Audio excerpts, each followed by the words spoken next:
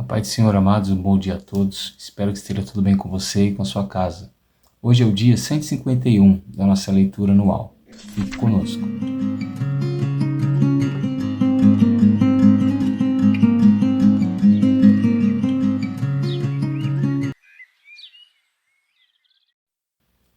Amados, nós estamos estudando o livro de Jó.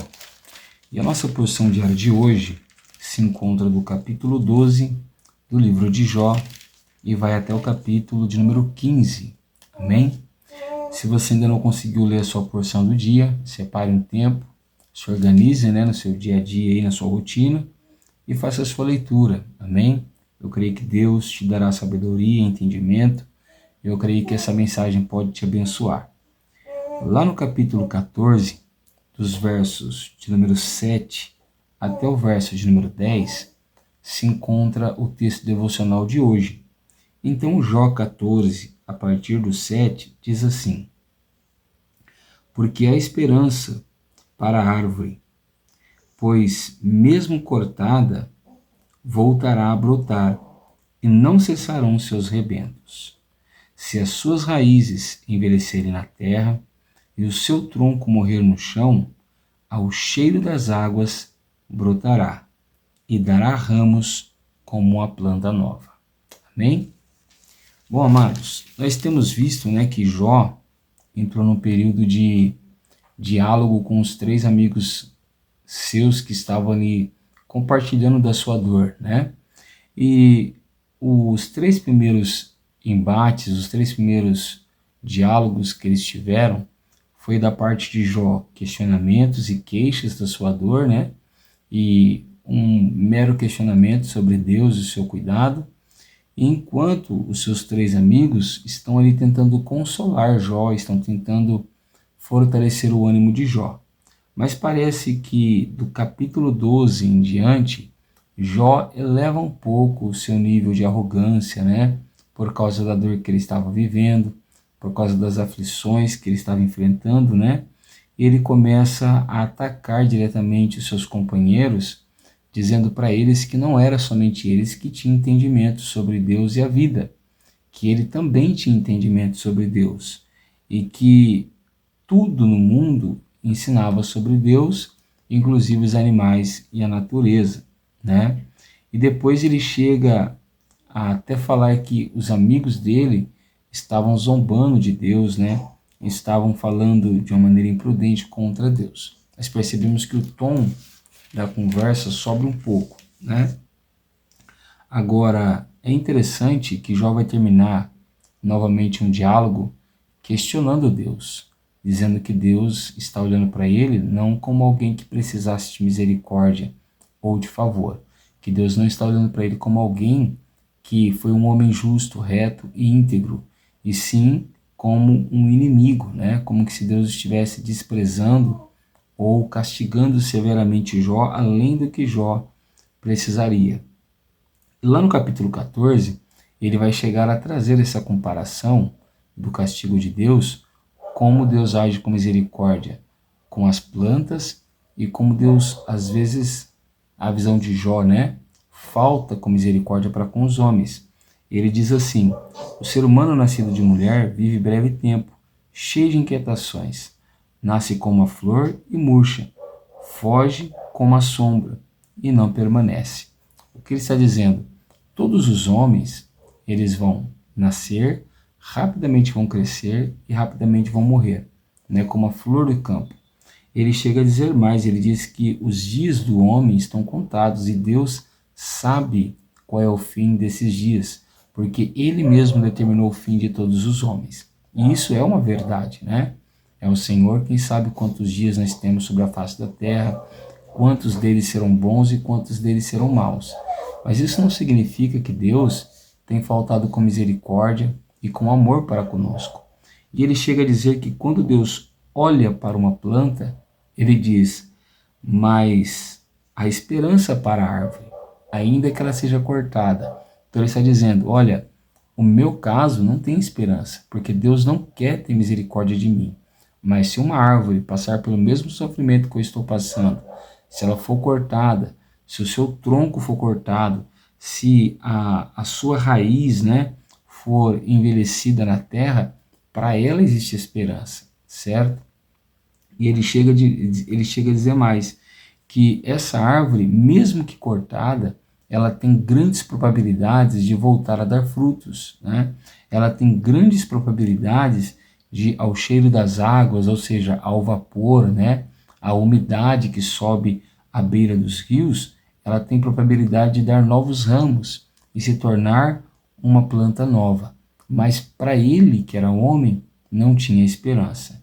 Porque ele diz assim no verso 10, ó, mas se alguém morre, fica prostrado. O ser humano, mas se alguém morre, ficará prostrado. O ser humano expira. E para onde vai? Né? Ou seja, ele está dizendo, olha, o homem morre e acaba então a sua vida. E aí nós precisamos lembrar do que nós já estudamos no Antigo Testamento, né? Que esse povo, eles ainda não tinham uma visão clara sobre a ressurreição, sobre a vida eterna, né? Sobre o plano celestial de Deus. Então Jó questiona severamente o cuidado de Deus para com ele. Agora, quando ele vai novamente falar com Jó, ele trabalha no mesmo nível que Jó, e ele ataca Jó severamente. Ele diz que Jó está sendo um ímpio, que as palavras dele não são palavras de um sábio, são palavras vazias contra um Deus justo, né? E que Deus não castigaria tão severamente alguém que estivesse andando em justiça, né? E ele diz mais, ele vai dizer que o tormento, a angústia, o sofrimento não é para o justo, é para o ímpio, né?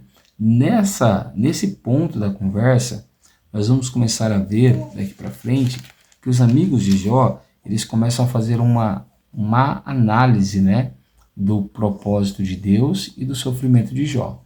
Porque não é somente o ímpio que sofre, não é somente o ímpio que passa por angústias. O justo também passa, né?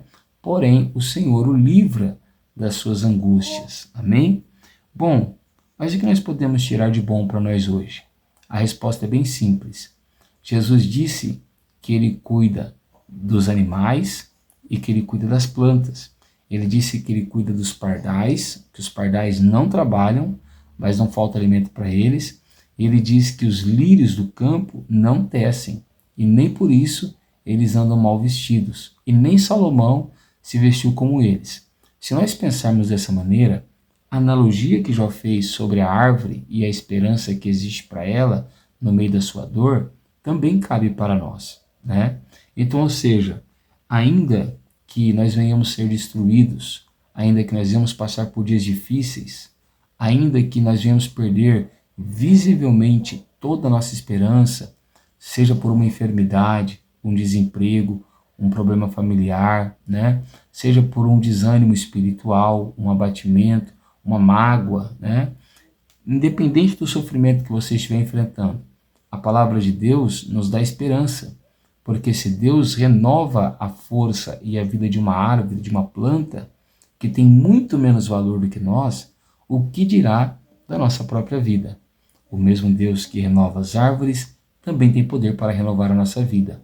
O mesmo Deus que faz as plantas florescerem novamente também tem poder de nos trazer uma nova condição de alegria. E o mesmo Deus que dá frutos para uma árvore que outrora esteve morta, também pode devolver toda sorte de bênçãos sobre as nossas vidas. Amém? O argumento de Jó foi muito sábio, mas não foi bem colocado, porque o sofrimento dele cegava a esperança que ele deveria ter em Deus. Que o nosso sofrimento não venha cegar a nossa esperança em Deus. Muito pelo contrário, que na hora da adversidade nós venhamos crescer em esperança, crescer em fé e crer que o Deus que dá esperança à árvore cortada e faz ela florescer de novo, também gera esperança em nosso coração e renova a nossa vida, de forma que nós podemos viver uma nova etapa e desfrutar de novas bênçãos. Amém? Eu sou o pastor Tiago, da Igreja Pentecostal Poder da Palavra, e quero orar junto com você nessa manhã. Feche seus olhos, abra o seu coração e ore comigo nessa hora.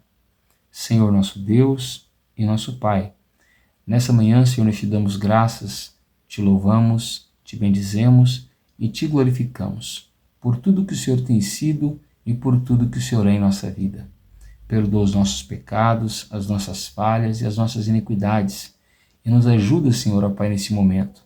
Talvez algumas pessoas que estejam acompanhando esse devocional de hoje estejam passando por algumas dificuldades, por alguns problemas, por algumas lutas. Mas cremos que o Senhor é poderoso para ajudá-las e fortalecê-las. Que o Senhor seja com elas, renovando-lhes as forças. Da mesma forma, Senhor, que as águas renovam a vida da árvore, que o Teu Espírito venha renovar a nossa vida, o nosso ânimo e a nossa alegria. Cura os enfermos, Senhor. Liberta os cativos e muda a nossa história, para que o Seu nome venha a ser glorificado. Não somente hoje, mas para todo sempre. Amém. Se você tem gostado do nosso trabalho, eu vou pedir para você deixar o seu joinha aí no vídeo. Se você acha que essa mensagem pode abençoar a vida de outras pessoas, compartilhe com elas esse vídeo, né? E se você não estiver inscrito no canal da igreja e quiser receber todos os dias esse devocional, se inscreva no canal, ativa o sino, assim todas as manhãs nós estaremos aqui juntos estudando a palavra do Senhor. Amém? Que Deus te abençoe, fique com Ele e tenha uma ótima quinta-feira.